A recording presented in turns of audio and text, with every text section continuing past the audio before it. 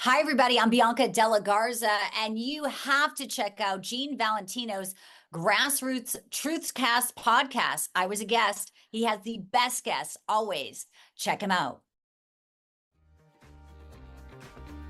With breaking news and political commentary from a public servant, serial entrepreneur, community leader, philanthropist, and American patriot, and a darn nice guy, it's time for the Grassroots Truthcast and your host, Gene Valentino. Hi, friends. Gene Valentino, and welcome to another episode of Gene Valentino's Grassroots Truthcast. We're pitching Bianca Della Garza's book, Incoming.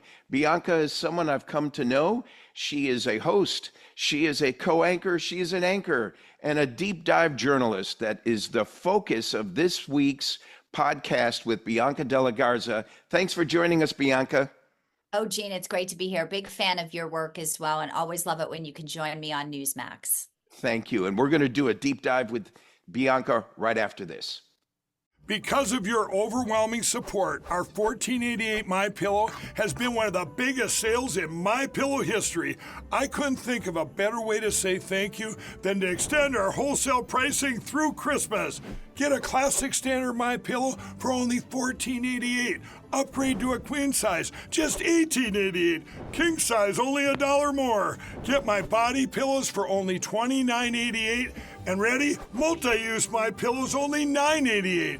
It's perfect time to stock up for Christmas gifts for everyone on your list. Go to MyPillow.com or call the number on your screen. Use your promo code to take advantage of our wholesale pricing. Including my classic standard MyPillows, only $14.88. But that's not all. I'm so confident you're going to love our classic MyPillows that I'm going to extend my 60-day money-back guarantee until March 1st, 2025. Plus, orders over $75 ship absolutely free. Hi, friends. Welcome back to Grassroots Truthcast with my special guest this week, Bianca Della Garza from Newsmax. She's a co-host, a friend, and an author of a great book entitled Incoming. Bianca, this book is what I want to focus on pitching this week for you, and let it be the springboard for some of the other topics we get to dive into that are part of your book, part of your life, part of your journalistic world. What's Incoming all about? Well, thank you so much for having me, Gene. And I'm very grateful to your listeners and viewers and your time today, because Incoming, on the front lines of the left's war on truth, is a book that, yes, it's time before the election, but its time is also critical in the state of our nation, not just the state of the race. I'm very fortunate to helm 3 hours every day of live news. And after almost 30 years in the industry, I know that we have legacy media that now functions as propaganda. And they lie, they distort, and the truth is not their goal. And it needs to be called out every way we can, be it here, be it other interviews you do. And my book is sort of getting to the heart of how I've been able to have a front row seat to the most volatile chapter in recent political American history, and how it is all playing out, and how I do have hope for the future. And so do I. I really believe, Bianca, that you have touched on something that's really missing in journalism today. My dad was an NBC News correspondent from days gone by, and with a Mutual News radio network. And I never got into journalism in my earlier years, but what I learned from him was that you better have a second source. You better be credible. You better make sure that whatever you're coming out with is documentable and justifiable and germane and not salacious. What I find most interesting about your book, which you touch on, is that the media seems to have a different purpose today. They're not working with independent and objective intentions. They seem to be agents for a deep state narrative that's coming out. What say you? Well, I love that your dad sort of was in the old school, which I mean, I feel like I'm old school, maybe old soul, because I got into journalism with that same ethos. and you would never put something on without a second source, back it up if you don't have the actual the source. You know, my first chapter, the way I start the book is when I attended the White House Correspondents' Dinner, Gene, and it's called The Legacy Media Lion's Den. And it's a good place to start because it's where I kind of set up how this is an elite club. The journalists today, and I use them with air quotes, um, they're not there. They like being part of this elite club and they don't want to lose their status, their privilege. And if you are exposing corruption and asking difficult questions, man, you're going to get tossed out pretty darn fast.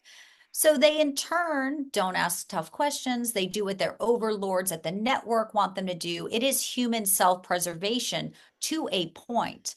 But the infection and the rot at our industry level is so pervasive now that you have people who will turn against, and I do believe it's because they hate Donald Trump. They know he's a threat to everything they have been pulling and running, but they will do it and know in their heart of hearts it's just not true. How you sleep at night, how you don't have a moral compass to actually just promote, lies. That is something I can't get my arms around, but I know they're doing it and they're doing it pretty well. And they almost did it to the point where they had Joe Biden at the top of the ticket, but they couldn't get it. That was so close for them. They had to put Kamala in. And now I think they see how bad of a decision it really was. I see also that the White House has really, it's not just a deep state from actors or bad actors outside of government. The bad actors are from within government too. And your intention to be objective and truthful and daring has caused you some problems. You've been admonished, you've been criticized, you've been challenged by many of our colleagues, I'll say our colleagues in the media, that resent your objective opinion. And because it's objective, you must be a MAGA right-winger. Instead of posturing to try to bring out both sides of a story, they immediately label you the other side. Agree? Well, I really haven't felt too much, or maybe I just don't pay attention to it, of Okay. blowback or criticism from my colleagues. I feel like I'm more on the side of calling them out for their games, and I'm doing it on behalf of the American people. They don't get to hold the microphone. They don't get to sit on a studio set and ask these questions. What I do is all for the pure purpose of getting facts and information and the truth to Americans. If people have a problem with that, so be it. They shouldn't be in this profession. They shouldn't purport to be in this profession.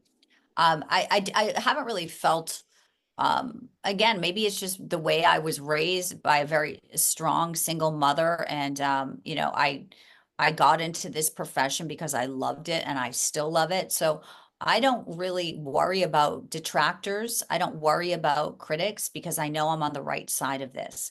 What I do worry about is that we have a very important election. Our nation, the future of it could be vastly different depending on which way it goes. And I worry about for my 18-year-old daughter, if we have a functioning, fair and free press, so we can continue to have a civilization that will support American values, that will protect American children, that will allow people to thrive and prosper, because right now they're not. They're hurting.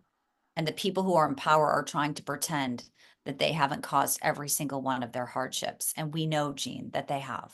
Oh, yes, indeed. In fact, folks, her book, you've got to look for it on Amazon and elsewhere. She can pitch it in a second, but it's called Incoming: On the Front Lines of the Left's War on Truth.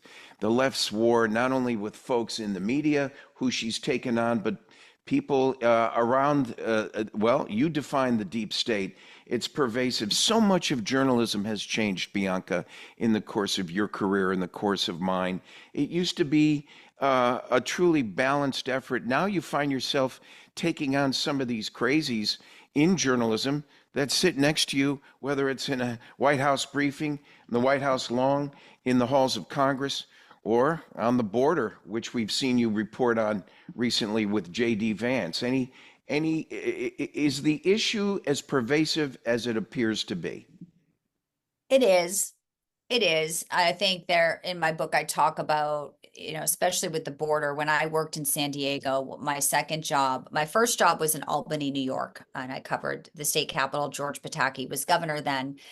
And from there, I went to San Diego to cover the border and other wild stories in Southern California for KGTV. And the border was busy. I interviewed coyotes, cartels at the time, but you never saw the sheer number of people crossing. One of my investigations was about workers who were being cross the border and being locked into a warehouse in San Diego, and cheap labor, also very dangerous for the folks who are coming across.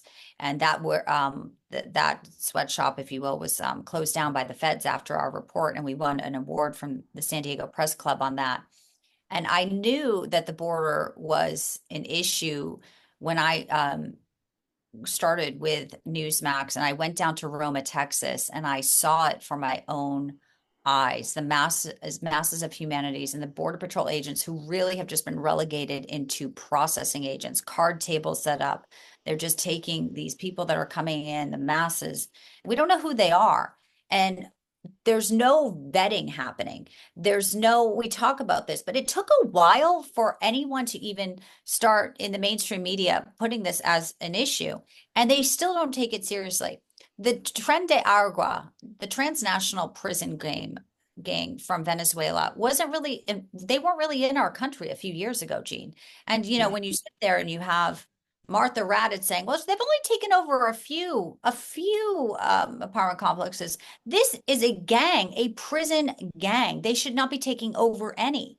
And you mentioned JD. When JD and I were at a very notorious stretch of the border in Arizona called Montezuma Pass, we were about to start our interview. And then I hear all these helicopters, and when you're doing an interview, you have all this sound, you have these microphones, and I'm like, whoa, what's going on? And he alerted me that there was drones flying above us that had come over from the Mexican side. And they were, there was a group of people approaching the border. And this was about 2 weeks after Butler. So, we're still sort of in this, assassination attempt, sort of, grasping with this and understanding the gravity of how close Donald Trump came to losing his life. And now we're sitting here and there's nothing we can do. So the vice presidential candidate can be surveilled by a drone from Mexico here in the United States. And our agents are not able to do anything. And as one agent told me later off the record, he said, I wouldn't have done that interview there. That's a really bad stretch because there's the border wall ends. And he's like, they put trucks up. He's like, that wasn't for a photo op. That was because there's holes in the wall. And if someone had a gun, they could have. He goes, you guys most very well likely were in a scope of somebody on the other side.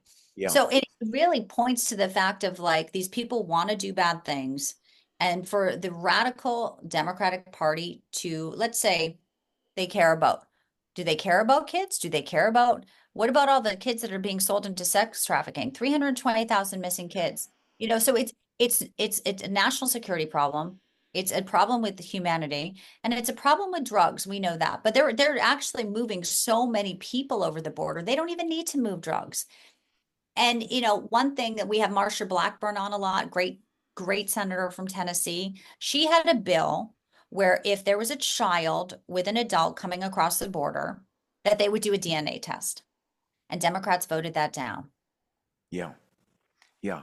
You're touching on so many aspects of what I hate to use the word deep state, because it's really, to me, a George Soros type perpetration of a fraud that goes back before your time and mine. I submit it goes back to the early days of J. Edgar Hoover.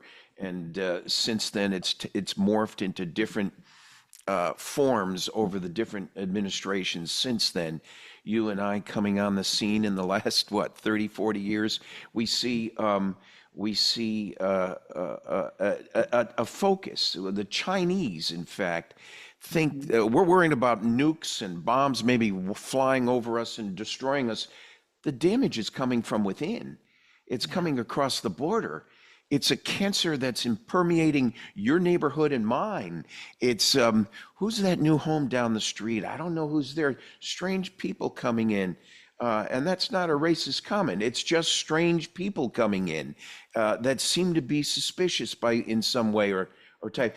Like, the deep state narrative and what you've attacked in the media is but one chapter to me of a greater fraud, a greater pervasively bad behavior that's underway to take down our nation. What say you? You're exactly right. And it's a multi-prong warfare, right? It is the Yeah. border is one way of doing it. Another way of doing it is the media controlling the message so you don't really hear it. Um, If I can, what's changed in the media in your career since you've been on board? I knew you came out of New England and you moved around the country in various areas, but yeah. what do you notice has been your transformation in journalism? I went to school at Emerson, which, was pretty prestigious journalism school at the time. So, classically trained journalists from working, in Albany, as I said, in San Diego, so state capital. That was also when Hillary became the senator. So I saw that first coronation, covered there with her. um, the Coronation. transformation has been, I mean, part of it, honestly, Donald Trump.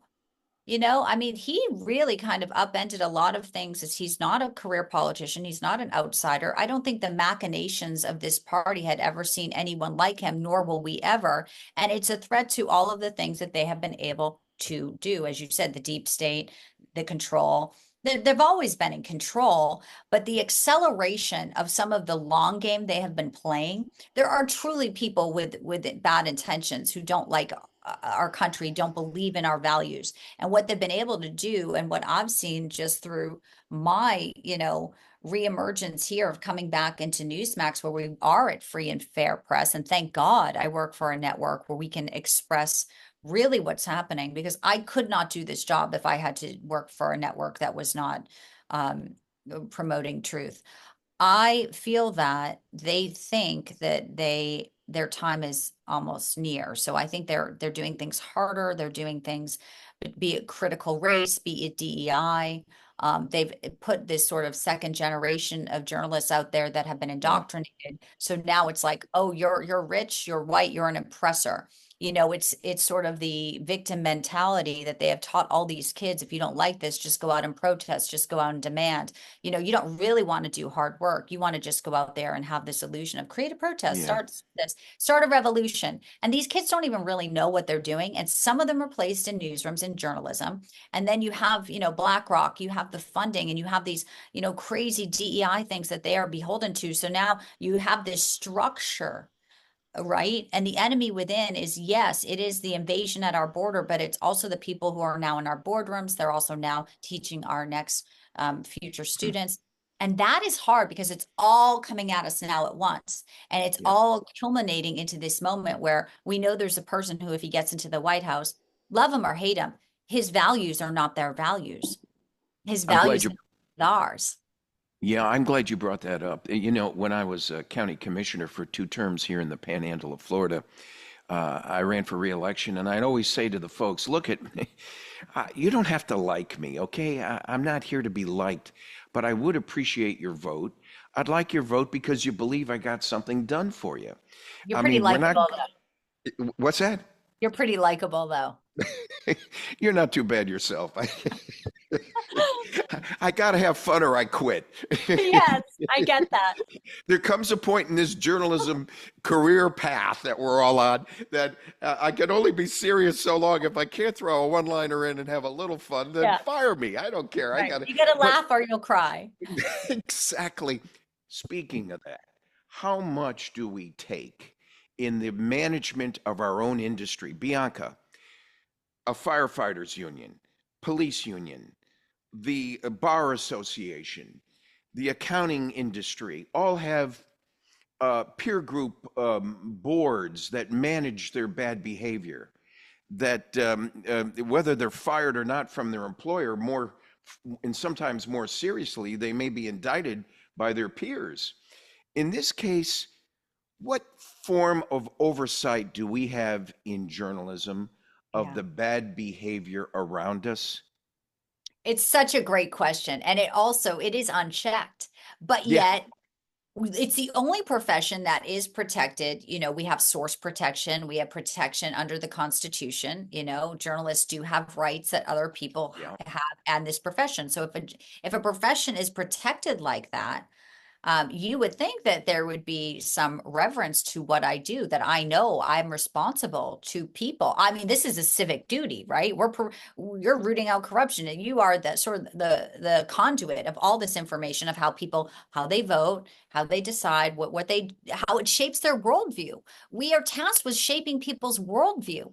And so there is no checks and balances, to your point. It's a fascinating subject, probably a whole other podcast we could do, but I would sum it up like this: it doesn't behoove those in power for journalists to have safeguards or checklists. What it does is it allows them to navigate and do things that are completely radical and crazy, because Right. they'll go unchecked. They don't want to check for the journalists because that would allow them to be checked. The more they can suppress the journalists from asking questions, the more they can sort of, fear monger them into being kicked out of this club, because it is a club, as I told you.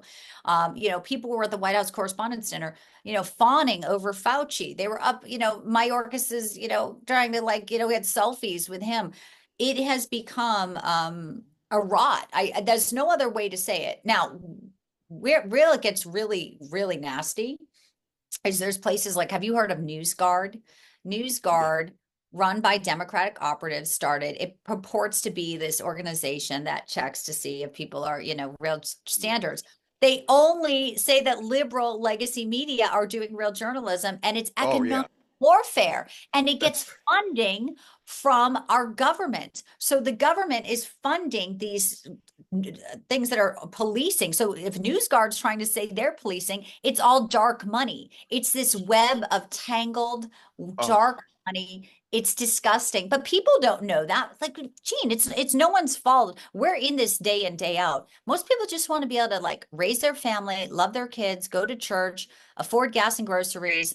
This is a lot, and they know that, and they yeah. take advantage that people are so tired and also exasperated. Yeah, it's this psychosis where it's almost like the Stockholm syndrome. If I beat you up every day, the spouse comes home and says, "I'm ready to beat you up again," and he or she says, "Well, what's wrong? You're not beating me up today. I'm not. Where's my daily beating?" Yeah. It's like people are so ensconced and into this traumatized pattern that they think that it's okay to deliberate against this nation and this government in the way they have been daily. I got to hit you with this question. It was only 4 years ago. We had a news anchor, news reporter, if you call him that, at CNN called Jim Acosta, who, in the White House briefing sessions that Donald Trump personally attended, recklessly and carelessly and very rudely took the microphone away from the hand person and slammed the president and refused to I step remember. down after Trump was answering the question. Trump called him out and said he was rude. Stop it. Give the mic to the next person. Acosta continued with such intensity. None of that. You think that group that you just mentioned would call him in on that kind of oversight? That's my point, Bianca. We need some sort of neutral, balanced. It's not just broadcast radio and TV. It's all forms of print as well, and streaming these days, that needs to step up in a sort of bipartisan way and challenge and somehow penalize, because I don't suspect Donald Trump or any Republican House and Senate would come forward with a amendment to the Constitution that could or should breach that. You know where they'll get their retribution is in their ratings, and CNN's ratings have plummeted. And Yes, that's indeed. really it is. It's the pocketbook, right? You follow the money. That was an activist moment that he did, though. That moment was so awful. And Yeah.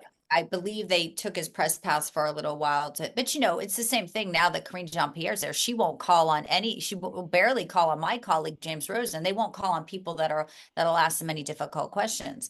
But you're right. Something like that was really hard to watch, because Donald Trump takes questions. There's no reason to be that way. He's going to take questions, but he has to move around the room and take other questions. We don't look at Joe Biden. I mean, Joe Biden didn't take questions unless he had a little card with the reporter's name and knew what he was going to be asked. And that should not be okay for the White House press corps. But I just, You mentioned Karine Jean-Pierre. yeah. Do you consider her a loyal American, or do you consider her perpetrating some agenda from the White House blindedly?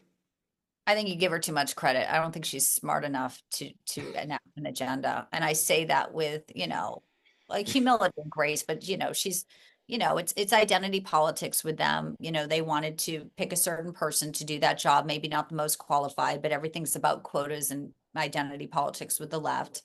That's why we see all these silos for Kamala, how they want to play it and they want to race bait. I think she has a difficult job. I do think it's hard to go out there and gaslight and lie to the American people. And my chapter, Cheap Fakes, the cheap fake news in the book, talks about how she came out and said this was not really what you're seeing when remember he was wandering off. Yeah. And oh no, you're not seeing that. So I have, of course, a sense of that's got to be a hard job. But she's not very eloquent in her speech. She seems to get flustered a lot. And that is a position. If you're the White House press secretary, you have to communicate effectively for the administration. So there is obviously a better way. I'm sure they give her talking points, but she is not smooth. She's not clear. And then when she gets really rattled, she gets sort of nasty. And I see that a lot. Same with, anyone when they're pressed, because they have no logic or fact to go on. So then they just get really nasty. And then they start throwing it as if you're anti-immigrant or if you're transphobic. That is sort of their way to deflect and obfuscate even more because they don't have answers to their terrible policies. So I think it's funny to watch those briefings because it's just like, wow, shouldn't we have better people in these positions? We're the United States of America. Oh, Like, absolutely. Absolutely. And there's a we million other certainly, yeah, there's a lot of people on the bench looking to do better. Bianca, you brought up such a good point. If you were able to give Donald Trump some advice on the pick of his next press secretary, what would you tell him? What advice would you give him? seasoned journalist who has asked a lot of questions, so in turn knows what questions will be asked. You have to be in the mind of your opponent. If you're the press secretary, you really are the voice for the administration. And you actually, because someone like what I've seen, I know who these people are. They're savages. These people are out for blood. They will lie. They will try to create, manipulate, manufacture. They'll ask questions that aren't even questions. They're activists. Some of them probably, they're clearly not neutral. So a press secretary for Donald Trump has to understand, if you will, the enemy. Now, not all of them are the enemy, but a lot of them have caused a lot of pain and suffering because their reporting has not told the truth, especially when it comes to lawfare. And I would look at Donald Trump as somebody who has, has gotten past 4 indictments. And I don't think these people are ever going to stop. They're not stopping now. So if he is elected, when there is a new administration, if he hires somebody, they have to understand that they're going in this and a defensive measure. And there's a way to do it with grace. There's a way to do it with humility. You don't have to talk down to people. You absolutely have to have complete professionalism, but you also have to combat the lies in a way that maybe the reporter doesn't get it, but the people listening in the briefing room understands. Oh, I understand why that press secretary isn't answering that question. That's the problem with Karine Jean-Pierre. She can't explain why she's not answering that question. So she gets sort of confused and lost. She's clearly she not. Cannot, Yeah, she the cannot marching articulate orders. it. Yeah, the marching orders are coming to her before each briefing, and it's clear to me that she's trying to push the narrative being pushed on her.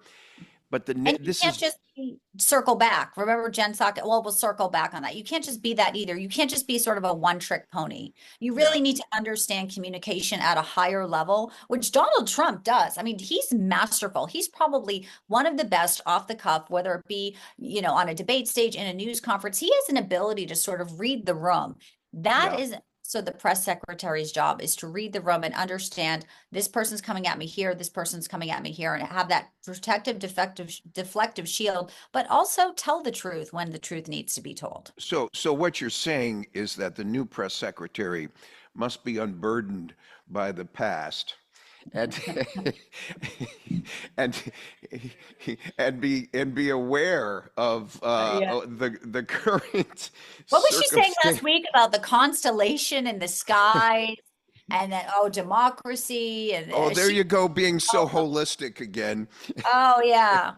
I actually liked that word until she started using it. I was like, I can't use that word anymore. I like the word holistic. She just used it over and over. I think it's incredible where we are in this nation. It truly is. I think America has a spirit, and it really does have a spirit of survival, exceptionalism. We're going to see that. We're going to see this. I know it sounds like things are dark, Gene, but I do believe after what we saw in Butler, Pennsylvania, that there was a sense of like, God can move things, God can do things, God is working here, God is, in control. And I really I'm so led by the Spirit as a evangelical Christian. I don't get sad about anything. I don't get stressed about anything.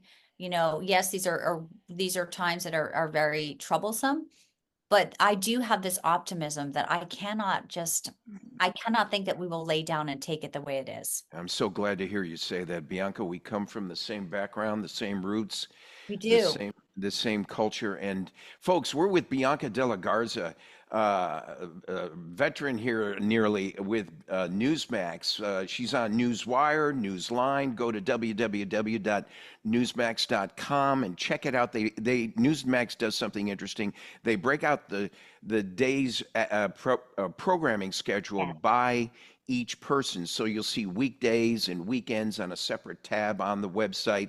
But Bianca's here with me today to not only talk about her background in journalism and as it relates to Newsmax, but I'm very interested in this book, Bianca, Incoming. Throw out another pitch before we run out of time on your newly released book, Incoming. My readers it's a page turner. My readers will see everything I saw from my own eyes, covering both the RNC, the DNC, also all the lawfare, and play by play. And insiders really look at what happened with some of the fascinating interviews I conducted live on the air for my shows here on Newsmax. So you don't have to be a political junkie. You can also be a culture junkie. You can be a parent. You can be a conservative. There's something in this book that I think will speak to you. But it is, in a way, it's sort of a love story for my industry that I still hold dear, which is journalism, and my love story for this great nation. I'm proud to be on the front lines of the left's war on truth. I'm proud to work at Newsmax. I'm proud to be an American, and everything that we hold dear, I know hangs in the balance. And I'm grateful that I could be there in these tough times for people. And I just encourage people to read, to have critical thinking, not to lose hope, because we have this. I know we have this, and I will stand firmly in my belief, and I will rest my eyes on God and my faith and my family and good truth tellers like Eugene. And we just have to get the message out, and we will. I'm so proud of your optimism. There's an old saying in the AA program, Alcoholics Anonymous program, that sometimes things have to get worse before they get better. Sometimes you got to dig a deeper hole and find out how bad things really can be or will be Yes. before you turn the page. I think transformatively, we are at that turning point. I know you're proud. Great. I'm proud to be in the industry during this transition. The polls are showing a neck and neck race. We alluded to it on some of your Newsmax interviews you had me on, but I don't see it being a neck and neck race, Bianca. It seems that the poll. I'd like to do a deep dive on the underwriting criteria used in establishing the poll results in the first place, because if the truth be known, I think Trump wins by 15 points. Now, we won't see 15 points. Maybe we'll see 8 points because there will be some election fraud or election integrity interference that many are staving off to prevent from being worse. But in your opinion, I throw out 8 points as a win for Trump. Am I speaking out of school, or am I I accurate think the based on the past? I mean, I think what I don't want to do is have people think it's a lock and then not head to the polls. Early That's voting is right. underway, and I think we can't get complacent. We need to know um, the Democratic machine. They have a lot of money. They're also doing a lot of, grassroots ground outreach as well. So it's not a time to say, well, early voting is very positive, and they're not where they were when it comes for the Republican ballots versus Democrat ballots. But I think we just have to all get involved. And if there's people who want to sit on the sidelines or who can't get to the polls, we make sure that we take them to the polls. Every vote Yeah. counts, every vote matters. I'm very encouraged. I'm very encouraged when I see, know that 1 million people early voting in North Carolina. These people Oh, lost everything and they're so energized. So there are pockets of where we yeah. see this, even in Bucks County where McDonald's visit was, we saw the people lining up. There is an excitement. No doubt there is a shift happening as we speak. And I'm not sure, this podcast will run and run forever. So I just don't know what the numbers will be. We did have Mark Halperin on, our political analyst, yesterday, who said if it continues on this trend, it is over and we'll know on election day. But, at that same thing, I think because we just care so much, we have to make sure we all get out and vote. And voting Yeah. early in person is a great way for a lot of folks to do it now. Yeah, you remind me of the coach on the football team. Okay, we're up 21 points, but we're not over. We still got one more quarter left. Let's keep Yeah. pushing. And I respect your point very much. I think it's well heard by many. And uh, one of the things we don't have time for in the last few minutes is the idea that the deep state has perpetrated a fraud on the financial side that has gone unnoticed. You focus diligently as it pertains to journalism and the media and the deep left doing their dirty work to promote an agenda on the left side. But if the truth be known, I just got finished reading a book by Scott Walter called Arabella. The book talks about the deep states billions of dollars fed strictly to the Democrat National Party uh, and the DNC using 100% of that money in 501c4s and not-for-profit entities that funnel money strictly to Democrats, not Republican. So here we are talking about a neck-and-neck polling situation where 100% of the money is going to Democrats. uh, no one's talking about how many billions of dollars went to the Biden and Kamala overnight and their candidates that they're So, supporting. yeah. In our final minutes, I would just say this is why Elon Musk is, such a Yeah, threat too. well stated. And they Yeah, hate to see that. And yeah, he's but such they call out Elon Musk when he's won. Let's look at the dozens and dozens of George Soros, bad actors, Mark Zuckerberg, Gates, and I could name you 10 more that have funded Biden and now Harris, and how Biden's money transcended over to Harris. And is that a fair representation? I think Uh, it's all fair. And I think Soros trying to buy all these radio conglomerates and the yeah, FCC, a closer look at it is really important because again, it goes back to he who controls the message, can that's control right. a lot of the narrative. But I think, yeah, it's always been about the money. It's always been about, having enough money to sort of keep these things in play, if you will. My book goes into a little bit of, why the DEI is so dangerous too. And, why you have, like Boeing and bolts flying off planes. And I'm interviewing people who are like, I thought I was going to die. And, people who are running airlines who are worried about having, enough, transgender people. It's like, let's get people to fly planes who fly planes. And so when you Yeah, talk about the money of it, it seeps into not just sort of journalism, it seeps into sort of these boardrooms and to this woke culture. And it's a very dangerous proposition. It's a game we're getting into where It is not the American values. It is not, hey, you can come from anywhere and rise in America. It is not that American dream story. It is, we're going to try to, infect you and put our corporate thumb on what you do and scare you into doing these things that necessarily, they're not even good for profit. So when you look at some of the financial stuff, what they're doing is not even, like, the ESG is not even good for profits. So that's why right. they're not doing this for profit. They're doing this for the demise of America. It is a Yeah. whole other podcast. It is a great subject though for you to dig into. That's definitely another topic for another day. If the plane's in a dive and we're about to crash, I don't care about your sexual proclivity. I'm a pilot myself. I care about whether you're going to get the plane to land right or not. Amen. There you go. I knew Folks, you'd like that. we're talking with Bianca Della Garza, who's given up a half hour of her time today to speak with us on Gene Valentino's Grassroots Truthcast. Thank you, Bianca, for being with us. This final plug on Incoming, please. Go ahead.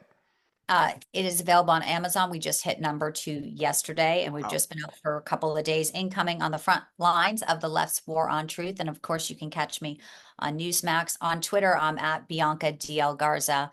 Instagram and Truth, Bianca Della Garza Official, and biancadelagarza.com. But again, the book is out. It is number 2. And I thank you, Jean, all the work you do. Keep up the fight.